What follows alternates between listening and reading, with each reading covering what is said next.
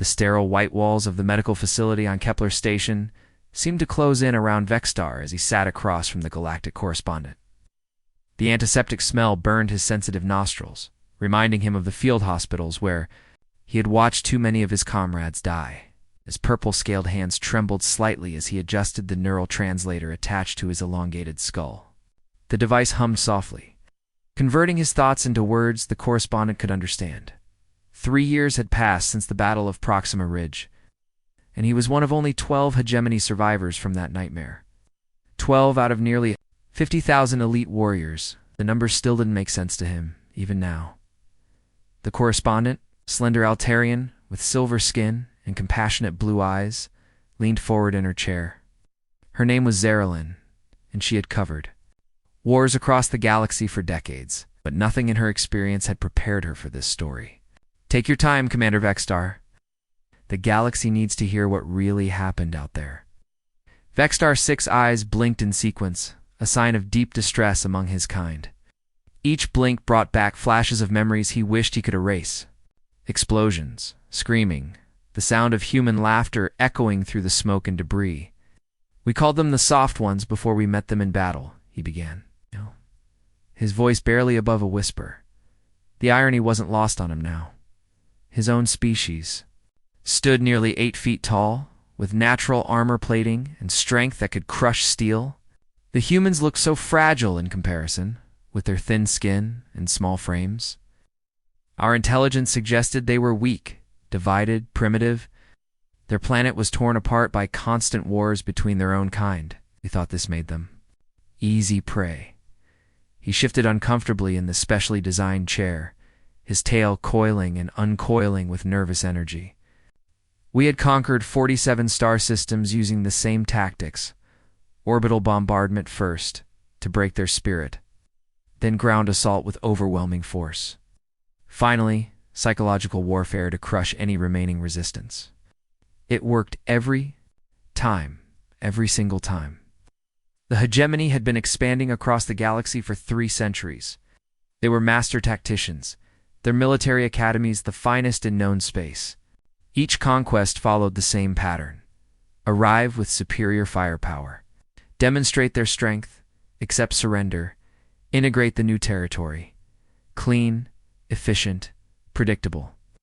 The Regelian Empire surrendered after seeing just one of our dreadnoughts. Vexstar continued, a bitter laugh escaping his throat. The Centauri Collective didn't even wait for us to fire a shot. They saw our fleet approaching and immediately sent diplomats with terms of surrender. 47 worlds, all following the same script. He paused, his breathing apparatus wheezing as the memories became more intense. The device on his chest rose and fell rapidly, processing the thin atmosphere of the station. But these humans? They broke every rule of warfare we knew. Every single rule we had written in blood across the stars. Zarelyn made notes on her data pad, but her eyes never left Vexstar's face. She had interviewed countless war survivors, but something in his expression was different. It wasn't just trauma or grief. It was something deeper, something that looked almost like ... respect.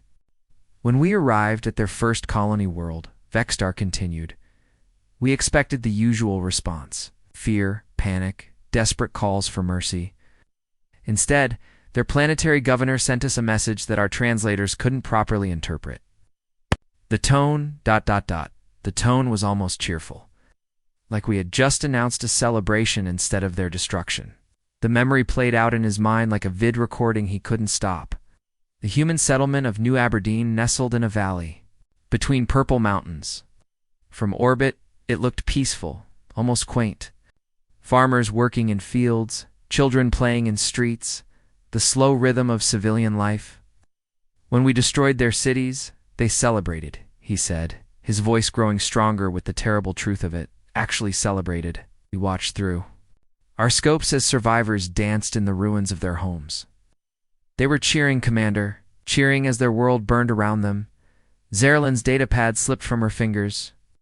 In all her years of reporting, she had never heard anything like this. That's impossible. No species celebrates their own destruction. When we killed their leaders, more appeared. Vexstar pressed on, ignoring her shock. Not like normal succession, where power transfers to predetermined individuals. These new leaders seemed to emerge from nowhere. A baker became a general. A teacher became a tactical commander.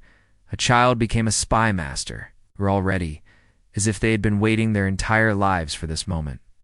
His 6 eyes focused on different points around the room, a defensive mechanism his species had developed over millennia. But there was nowhere to look that didn't remind him of human ingenuity. The curved walls that humans had designed for optimal space efficiency. The gravity generators that humans had improved upon.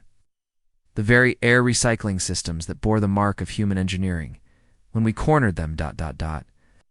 His voice trailed off, and for a moment the only sound in the room was the soft hum of the station's life support systems. Zarilyn waited, knowing that pushing too hard might cause him to shut down completely. She had seen it happen before with trauma survivors. They reached a point where the memories became too vivid, too painful to continue. What happened when you cornered them, Commander? Vextar's scales shifted color, darkening to deep purple, a sign of profound disturbance in his species. When he finally spoke, his words carried the weight of 3 years of sleepless nights. They smiled. Vextar's account of the first engagement at New Aberdeen made the correspondent's skin crawl. She had covered battles across 3 different galaxies, but nothing had prepared her for what she was about to hear. The Hegemony had deployed 3 full battle groups against what they assumed was a lightly defended agricultural world. Each battle group contained over 15,000 elite soldiers, supported by orbital bombardment ships and atmospheric fighters. It should have been over in hours. The human commander was a female named Hyjin Vextar, recalled, his voice barely above a whisper. The memory was so vivid he could still see her face on the communication screen.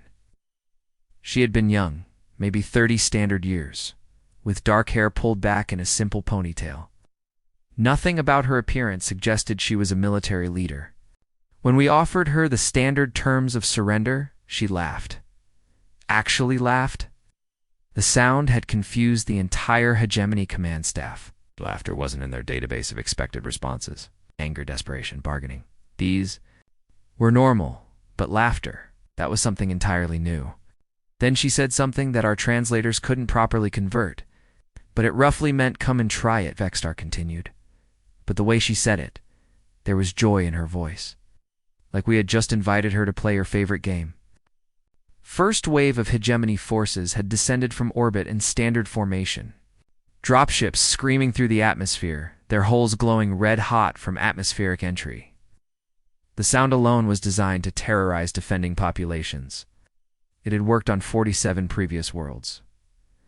But as the dropships approached the landing zones, something impossible happened. The farmers in the fields below didn't run.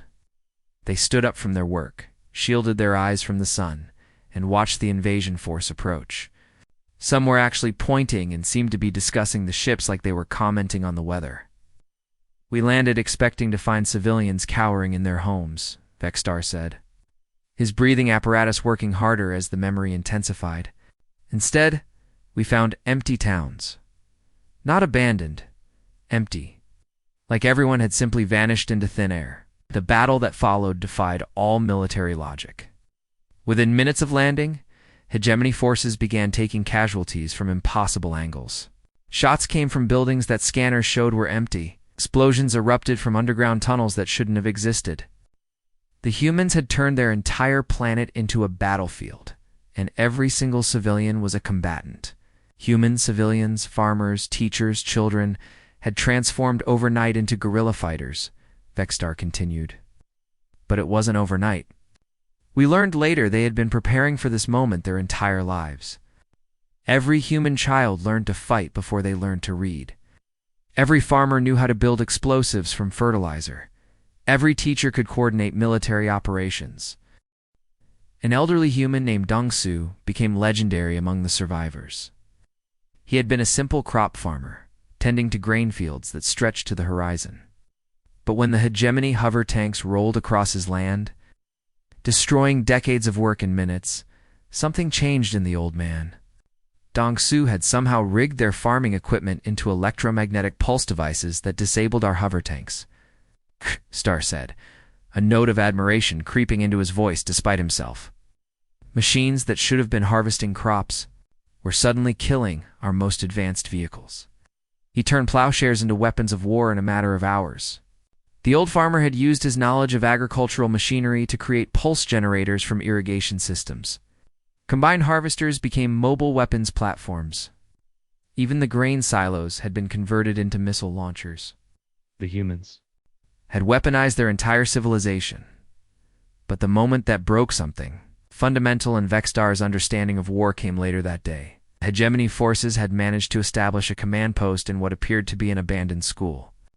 Building their best tactical minds were planning the next phase of the assault when a small figure appeared at the compound's main entrance. The worst part, Vexstar continued, his voice cracking with emotion, was when a human child, couldn't have been more than 12 standard years, walked up to our command post carrying what we thought was a surrender flag. The little girl had seemed so innocent. She wore a simple dress, the kind human children used for play. Her hair was in 2 small braids, and she carried a white cloth on a stick. To the Hegemony soldiers, she looked like exactly what they expected, a frightened child seeking protection. Her name was Soyoung, Vexstar whispered. I know because she introduced herself. She walked right up to our guards, smiled, and said, Hello, my name is Soyoung. I have a message for your commanders. The guards had been trained for many scenarios, but not for polite children. They escorted her into the command center, where the senior officers were studying tactical displays. She had stood there patiently, waiting to be acknowledged, like a student waiting to speak to a teacher. When our commander asked what her message was, she said, My message is that humans never surrender. Then she detonated herself and took out our entire tactical center. The explosion had been precisely calculated. Soyoung had somehow packed enough explosives in her small body to destroy not just the command post, but also the communication arrays and computer systems. In one moment, she had decapitated the entire hegemony operation on the planet. But before the explosion, she looked right at me and winked, Vexstar said, his 6 eyes blinking rapidly. She winked, like she was sharing a private joke, like she knew something we didn't. Zarlin sat in stunned silence, her datapad forgotten in her lap. The implications of what she was hearing were staggering. A species that trained their children to be suicide bombers wasn't just militaristic, it was something else entirely. That's when we realized we weren't fighting soldiers, Vexstar concluded. We were fighting an entire species that had weaponized their own mortality. Every human, from the oldest elder to the youngest child, was a potential weapon. They didn't fear death, they celebrated it as another tool of war.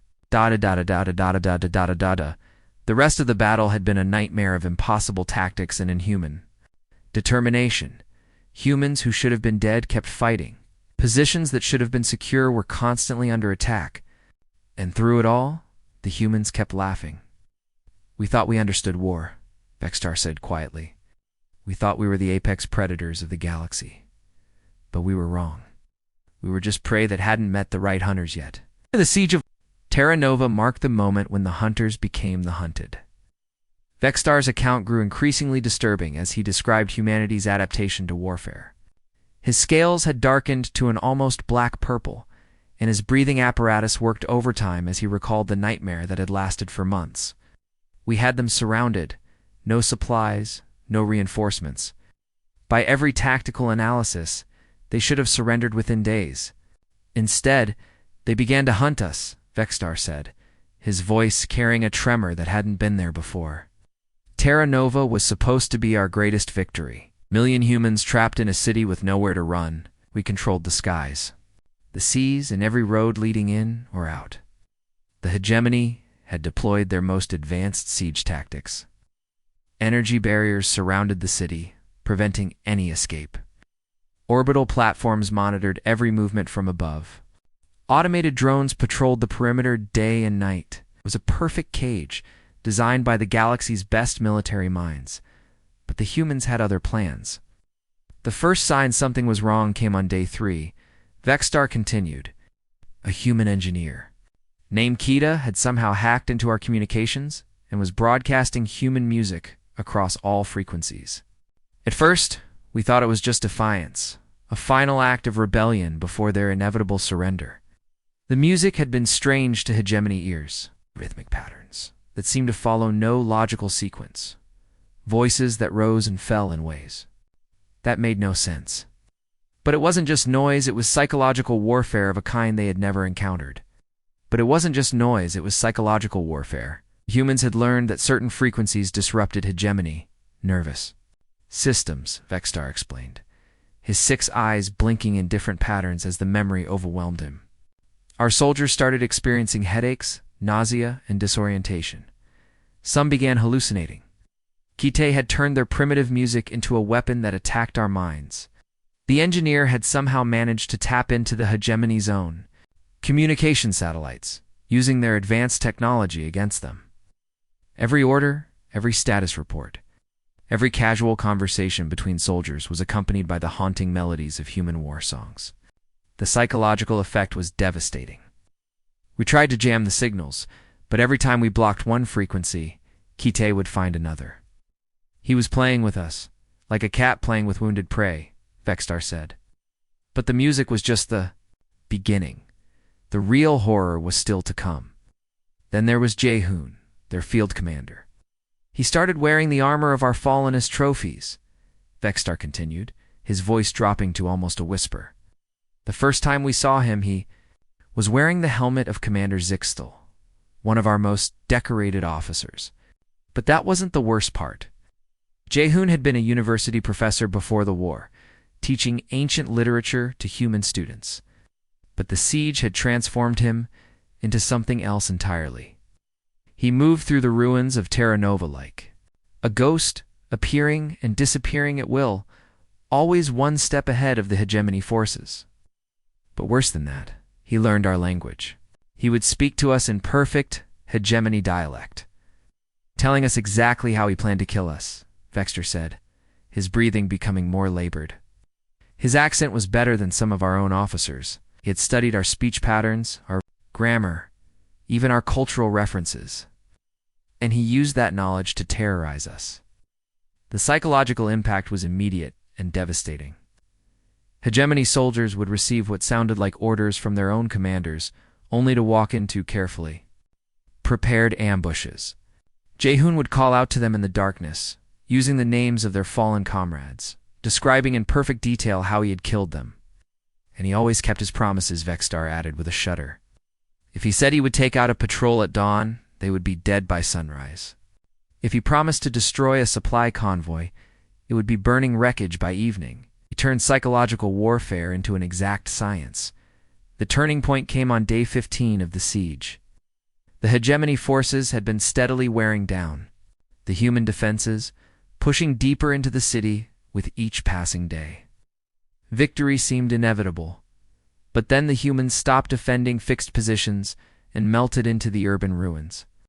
One morning, the hegemony forces advanced, expecting to find the usual barricades and defensive positions. Instead, they found empty streets and abandoned buildings. They had turned the entire city into a massive trap, Vexstar said, his voice filled with a mixture of horror and admiration. Every building, every street corner, every sewer tunnel had been converted into part of an elaborate killing field. Coordinating it all was a woman named Unicio. Unicio had been a city planner. Before the war, responsible for designing traffic patterns and managing urban infrastructure. But her knowledge of Terranova's layout made her the perfect tactical commander for urban warfare.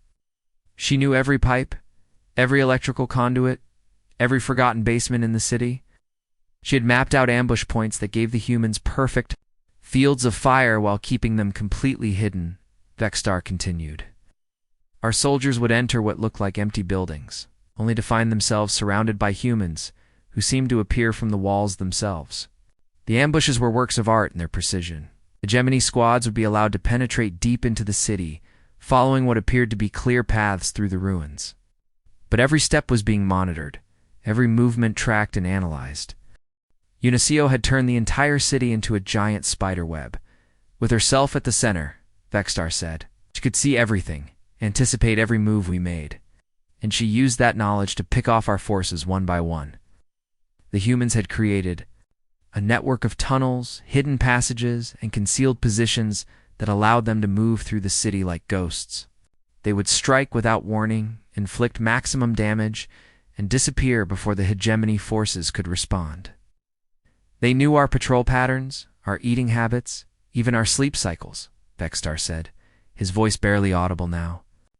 They had files on individual soldiers, detailed profiles that included psychological weaknesses and personal fears. They had turned predation into a science. The discovery had come when Hegemony forces finally managed to capture one of the humans' hidden bases. What they found inside chilled them to their core. Walls covered with photographs of Hegemony soldiers, detailed schedules of their activities, and psychological profiles that read like medical examinations. They knew which of our soldiers had families back home, which ones were afraid of confined spaces, which ones suffered from combat stress, Vexstar continued. And they used that information to craft personalized psychological attacks designed to break each individual soldier's mind. The humans had transformed warfare from a clash of armies into a deeply personal hunt. Every Hegemony soldier became not just a target, but a study subject, analyzed and categorized until the humans knew exactly how to destroy them. By the end of the siege, we weren't an army anymore, Vexstar concluded. We were a collection of broken individuals, each one haunted by the knowledge that somewhere in the ruins, humans were watching, learning, and planning our deaths with scientific precision. The siege of Terranova had lasted 83 days. When it ended, the Hegemony had lost over 60% of their forces, while the humans had not only survived but had grown stronger. They had learned to turn disadvantage into advantage, weakness into strength, and desperation into the most effective weapon of all. Vexstar's voice grew hollow as he described the systematic destruction of the Hegemony forces. His 6 eyes had lost their natural shine, becoming dull and lifeless as he relived the nightmare that had broken an entire galactic empire. The humans had developed what they called persistence hunting on a technological scale, turning an ancient Earth hunting technique into the most terrifying form of warfare the galaxy had ever seen. After Terranova, everything changed. Vexstar began, his breathing apparatus struggling with the station's recycled air. We thought we understood human tactics after the siege, but we were wrong. That was just their warm-up. What came next was something that defied every military doctrine in the known galaxy. The Hegemony had regrouped after Terranova, bringing in fresh forces and new equipment. Their military leaders had studied the human tactics and developed what they believed were effective countermeasures: advanced sensors to detect ambushes, encrypted communications to prevent hacking, and psychological support teams to help soldiers cope with the mental warfare. But the humans had evolved too. A human named Tae Young led what they called a recon team, Vexstar continued, his voice barely above a whisper. But calling it reconnaissance was like calling a supernova a campfire. They would track our forces across entire continents, never attacking directly, just watching, learning, always learning. Tae Young had been a wildlife tracker before the war, spending years following migration patterns of Earth's great predators. But he had applied those same skills to hunting Hegemony forces, turning soldiers into prey animals being stalked across alien landscapes. His team was only 12 humans, but they could monitor entire army divisions, Vexstar explained. They had somehow adapted our own surveillance technology, creating a network of sensors and cameras that covered thousands of square kilometers. Every move we made was being recorded, analyzed, and cataloged. The recon team didn't just watch. They would leave behind small signs to let the Hegemony forces know they were being observed.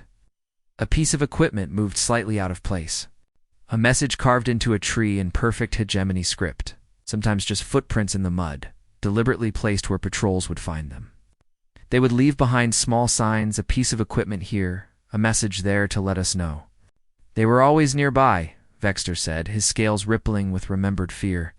The messages were always personal. They knew our names, our ranks, even details about our families back home. It was like they could see directly into our minds. The psychological warfare was devastating. Hegemony soldiers trained to face death.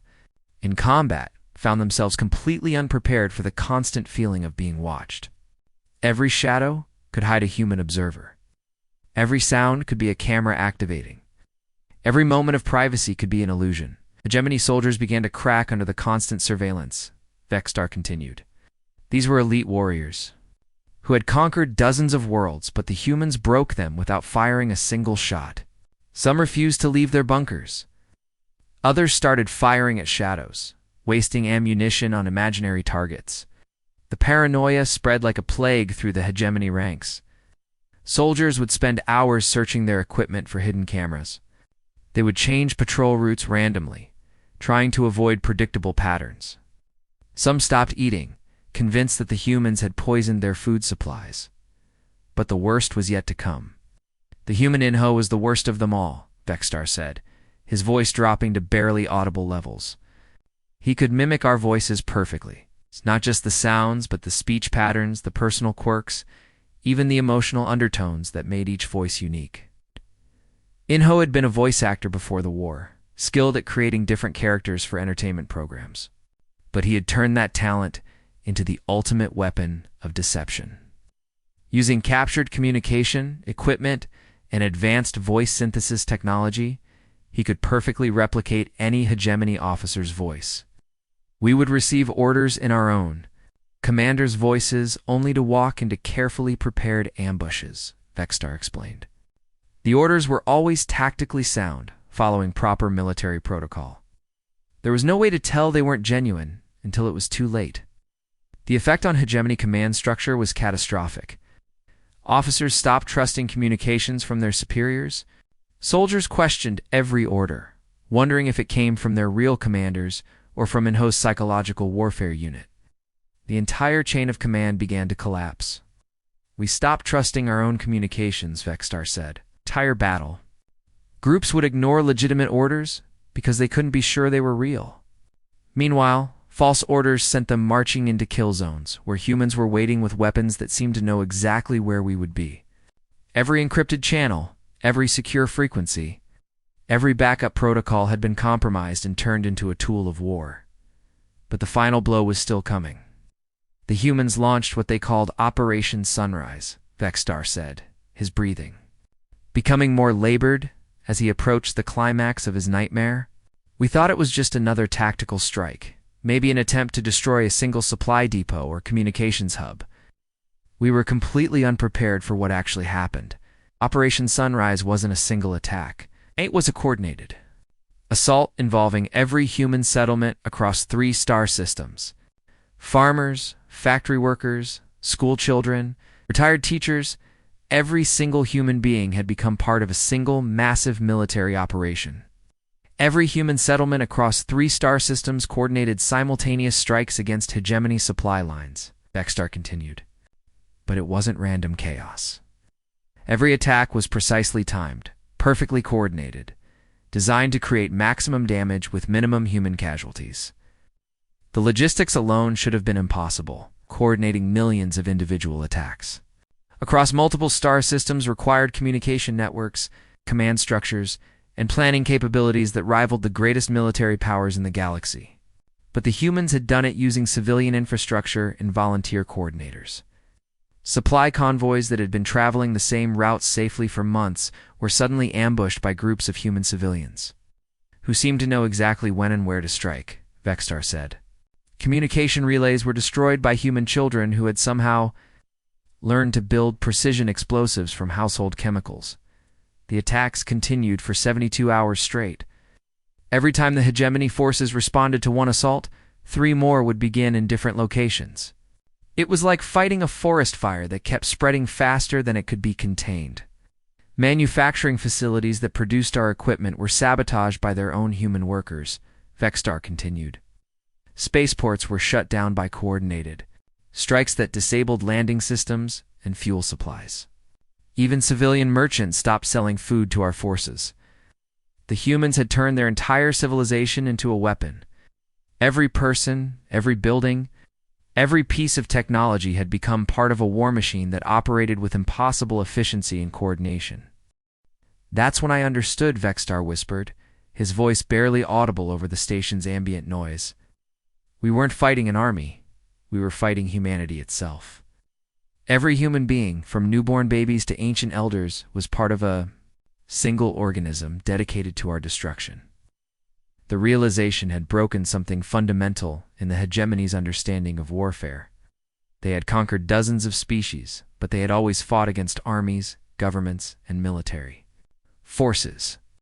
The humans had shown them something new, a species that could transform every civilian into a soldier, every city into a fortress, and every defeat into a lesson for future victory. We had superior technology, better weapons, more advanced tactics, Vexstar concluded. But the humans had something we couldn't understand or replicate. They had turned their entire species into a single weapon, and that weapon was pointed directly at us. The war was far from over, but the outcome was no longer in doubt. The hunters had become the hunted, and the humans were just getting started. The interview chamber fell silent as Vexstar delivered his final testimony. His scales had turned pale gray, a sign of deep trauma among his species that only appeared in the most severely damaged survivors. The color change was so dramatic that Zerlin had to adjust her recording equipment's sensors to compensate for the shift in his biosignatures. The human commander who accepted our surrender was named Wujin. Vexstar began, his voice carrying the weight of 3 years of nightmares. He was barely older than their child soldiers, maybe 25 standard years, but his eyes... Vexstar shuddered, his entire body trembling as the memory overwhelmed him. He looked at us like we were already dead, not with hatred or anger, but with the cold calculation of someone examining specimens in a laboratory.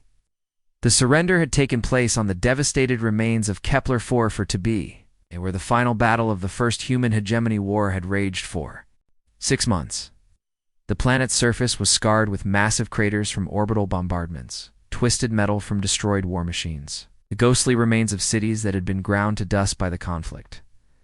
Vexstar had been part of the last surviving hegemony unit, holed up in what remained of a military complex.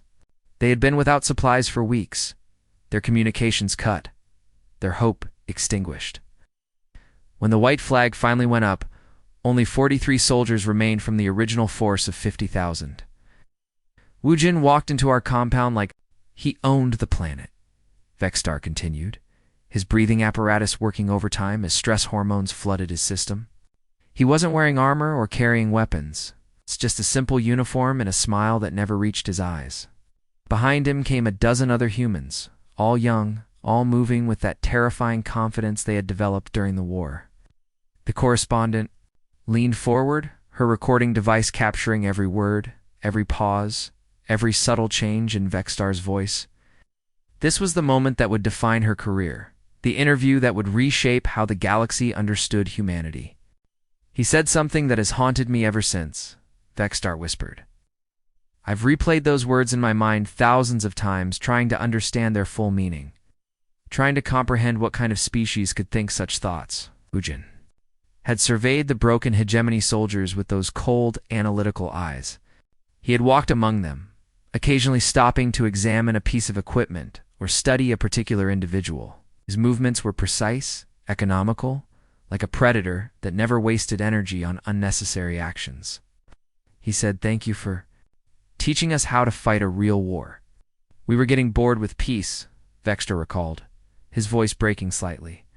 Then he smiled, and I realized that everything we had done, every horror we had inflicted, every tactical innovation we had used against them, had only made them stronger. The words had hit the surviving hegemony soldiers like a physical blow.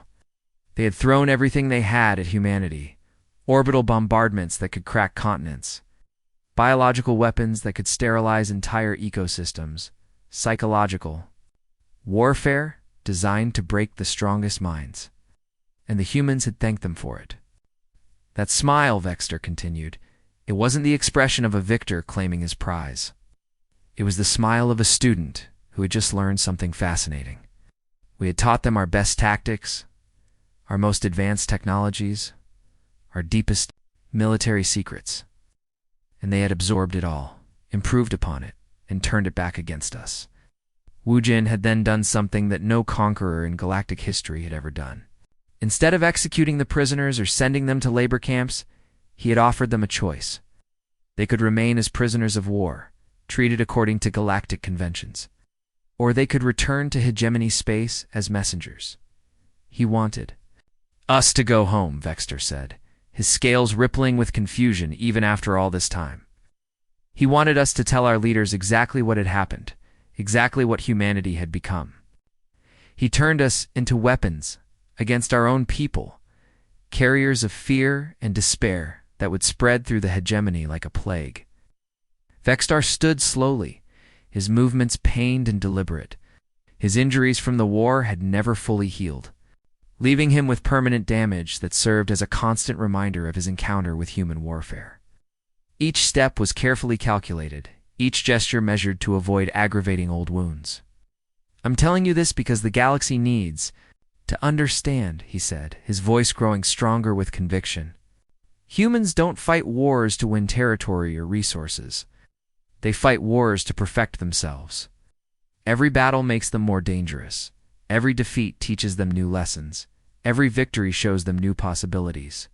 The implications were staggering.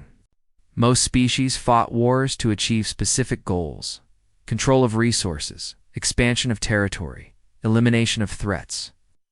But humanity fought wars to evolve, to grow, to become something more than they had been before the conflict began.